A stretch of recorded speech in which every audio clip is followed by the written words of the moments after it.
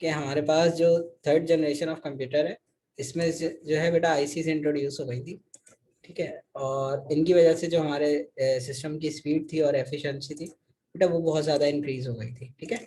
तो single IC has many transistor, एक single IC के अंदर बेटा बहुत सारे ट्रांजिस्टर्स, रजिस्टर्स और कैपेसिटर मौजूद होते हैं, ठीक है, जो कि आपको हेल्प आउट कर रहे थे to solve all these speed issues, efficiency issue और बहुत सारी चीज़ें जो है बेटा वो इस सिंगल आईसी की वजह से जो है वो रिजॉल्व हो गई थी। क्योंकि पहले बेटा एक ट्रांजिस्टर जो है वो ऑपरेट कर रहा था, अब क्या हुआ कि आईसीस पे मिलियंस ऑफ ट्रांजिस्टर्स जो है ना बेटा वो इजीली प्लेस्ड की जा सकती हैं, ठीक है। और वो इनसे इजीली जो आपका जो भी चीज़ गेट करना चाह रहे हैं वो इजीली हो जाती थी, ठीक है। Instead of punch cards and print outs, तो normally instead of print card and punch out, user now uses keyboard and monitors.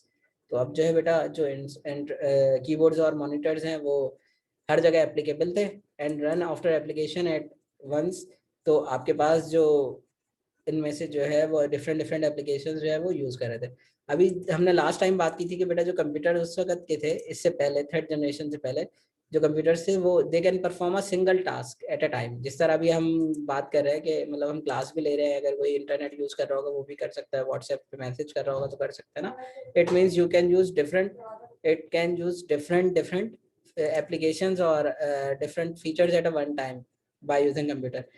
लेकिन पहले नहीं कर सकते थे, लेकिन जब थर्ड जनरेशन की बारी आती है तो बेटा third generation computers allow you to run different application at one time on them. तो एक कंप्यूटर पे आप बहुत सारी एप्लीकेशंस एक वक्त में कर सकते थे, वरना ये होता था कि बेटा डेजिग्नेटेड था कि जब तक एक प्रोसेस खत्म नहीं होगा तब तक दूसरे की बारी नहीं आती। Now they become accessible to man audience because, और ये जो है बेटा आपके पास मैन और मास ऑडियंस जो है वो आप गेट कर सकते हैं because they are smaller and cheaper than their predecessors. Predecessors होता है बेटा इनसे पहले वाले, ठीक है, जो पहले आए थे, ठीक है। तो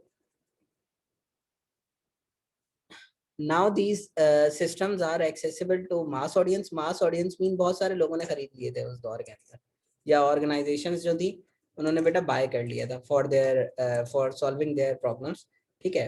क्यों? क्योंकि अब ये उतने बड़े भी नहीं थे और इनकी जो प्राइसेस थी वो भी इतनी ज़्यादा नहीं थी। Some of the computer develop during this period were, इनके अलावा भी बहुत सारे कंप्यूटर बेटा बने होंगे, लेकिन जो मोस्ट फेमस हैं उनके नाम हम जो है वो देख रहे हैं। The most famous computers were IBM 360, ICL 1900, IBM 370 and VEX 750. These are the most prominent computer at that time. Higher level languages such as BASIC was developed during this period, और उस दौर में थर्ड जनरेशन में जो बहुत ज़्यादा काम हुआ है हाई लेवल लैंग्वेज पे, उस हाई लेवल लैंग्वेज का नाम है बेटा बेसिक, ठीक है। बेसिक लैंग्वेज पे बहुत ज़्यादा काम हुआ था उस दौर में, ठीक है। देन हम आते हैं फोर्थ जनरेशन पे, ठीक है। तो फोर्थ जनरेशन कंप्यूटर जो है वो ये कहा जाता है कि they can be a from 1971 to present. अच्छा, प्रेजेंट मींस के अभी के जो सूरत हाल है उसको ये लोग उससे कह देते हैं कि हाँ है, लेकिन बहुत सारे स्कूल ऑफ थॉट जो है बेटा वो इससे डिनाई भी करते हैं कि नहीं अभी वाले जो है वो बिल्कुल third fourth generation of computer से रिजेम्बलेंस नहीं है, और कुछ कहते हैं। तो ज़्यादातर का कहना है कि यही है कि हाँ बेसिकली वो सारी चीज़ें जो फोर्थ जनरेशन में यूज़ होती थी ना बेटा वो अभी भी होती है। तो that's why they called them, that's why they lie this generation in the present era also. The present day computers that you see today are fourth generation computers that started around 1970s. तो जो अभी computer आप लोग use करते हो या देखते हो, ठीक है, these systems were generated in 1970s। और उस वक्त जो हमारा सर्किटरी सिस्टम है बेटा जो यूज हो रहा था, they use the large scale integrated IC circuits. तो नॉर्मली हमने क्या कहा बेटा कि first they use only the IC circuits, के आईसी यूज हुई थी थर्ड जनरेशन में। Now they use LSIC, large LSIC means they uses large scale integrated circuits, ठीक है बेटा, built on a single chip called microprocessor. अब first time microprocessor जो है बेटा वो इंट्रोड्यूस हुए थे मार्केट में के इस तरह जो आपकी सर्किटरी सिस्टम्स हैं जब सिलिकॉन चिप पे आप जो है वो एम्बेड कर दे तो डिफरेंट डिफरेंट आईसीज, तो they combine together to form a micro processor.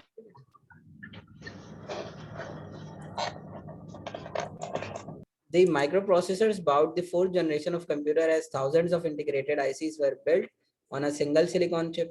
तो उस दौर में जो बेटा फर्स्ट टाइम जो सिस्टम इंट्रोड्यूस हुआ था the Intel 4004 chip developed in 1971, located at the component of computer from CPU, memory unit to input output control on a single chip. तो उन्होंने जो है बेटा वो आपके सिस्टम जो है अब now they can be controlled by only a single chip. ठीक है. In 1981 IBM ने फर्स्ट कंप्यूटर बनाया था for home users.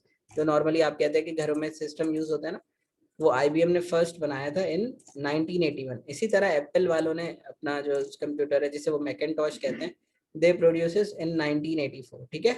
Microprocessor moved from desktop computer and into many areas of life as more as everyday product began to use microprocessors. तो normally जो बेटा microprocessors हैं they were introduced into their markets and now they are working as a essential part of your life. ठीक है बेटा.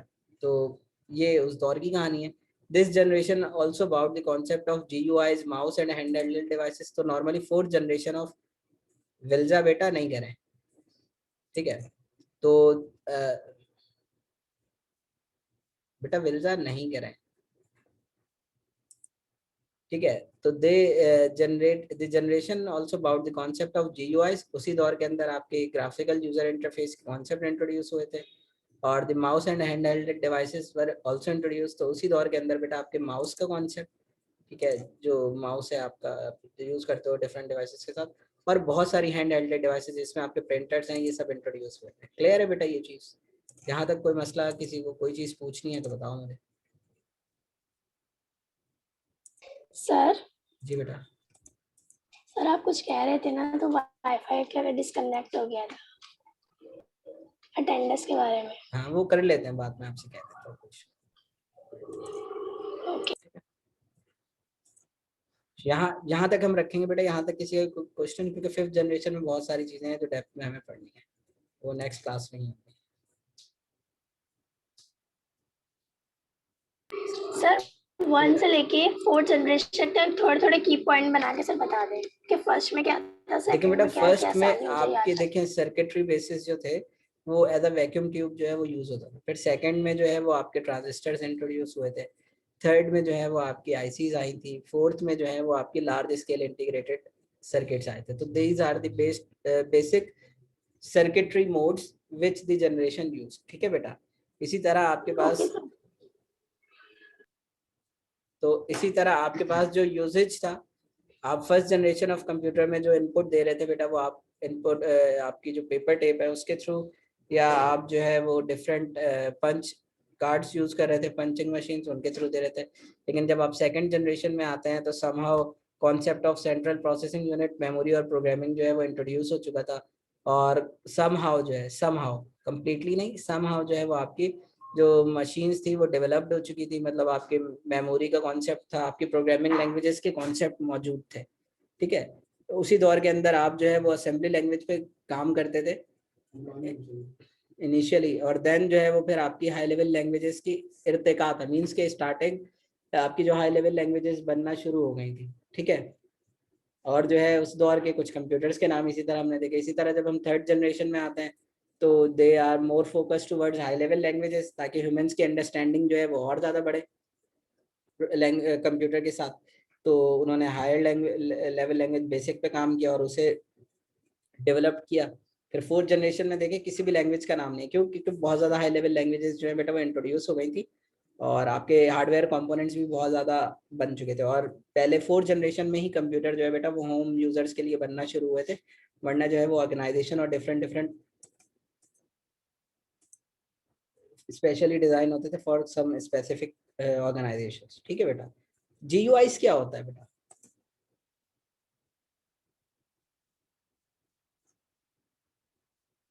हमने fourth generation में देखा ना, माउस तो पता है आपको और हैंडहेल्ड डिवाइसेस पता है कि एंट्री आ गई, मतलब हेडफोन्स आ गए, प्रिंटर्स आ गए, ये सारी चीजें. लेकिन ये GUI क्या है? आप में से किसी ने भी नहीं पूछा मुझसे. आप लोगों को आता है क्या?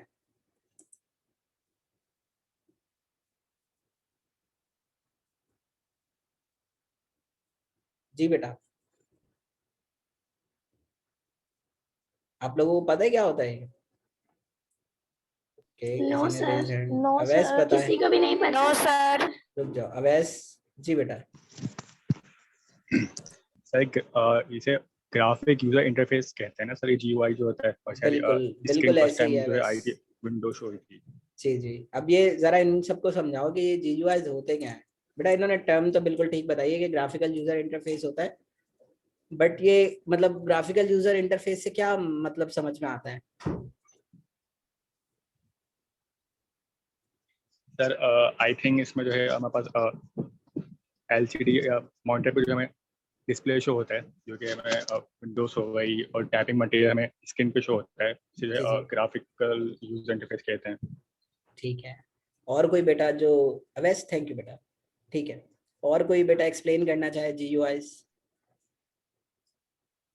ग्राफिकल यूजर इंटरफेस से क्या मुराद होती है?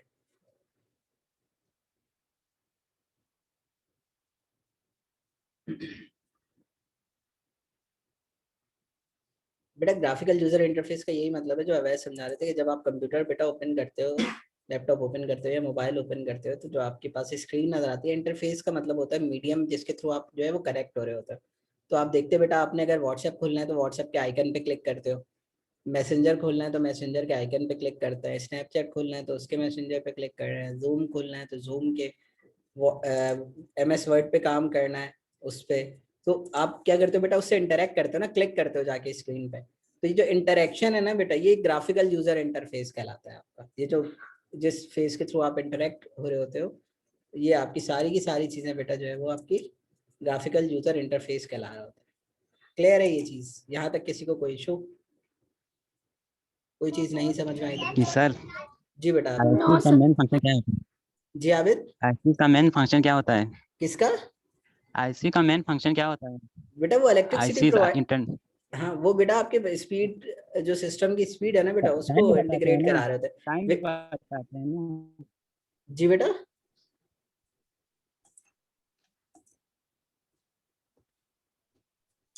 अभी दोबारा बोले।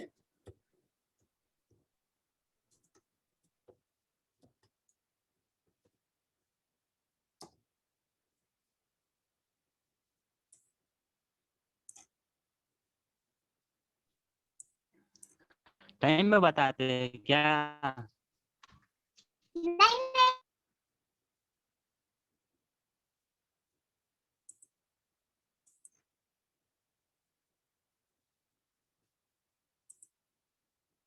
बेटा आई थिंक आपका माइक म्यूट है, तो अनम्यूट करोगे तो हमें कुछ सुनाई देगा।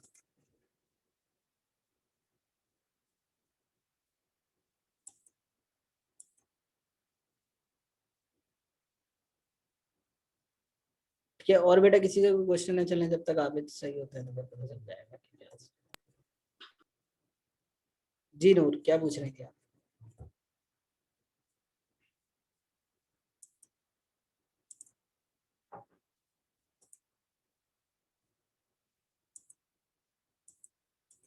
ठीक है, वरना एंड करते हैं हम क्लास यहाँ पे बेटा। ठीक है, देन हम देखेंगे नेक्स्ट क्लास में कि क्या चाहिए। ठीक है बेटा, अल्लाह हाफिज़। अल्लाह हाफिज।